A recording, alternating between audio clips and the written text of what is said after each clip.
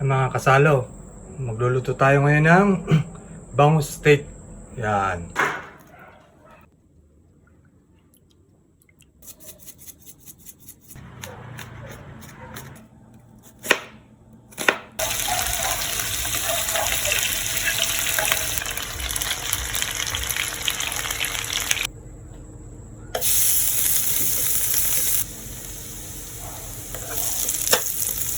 Tignan natin tong toyo, mga kasalo. Toyo with calamansi yan.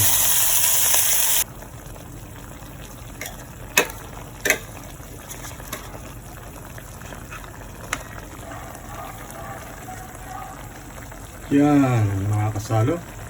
Okay na ang ating bangus steak. Yan. Sarap po.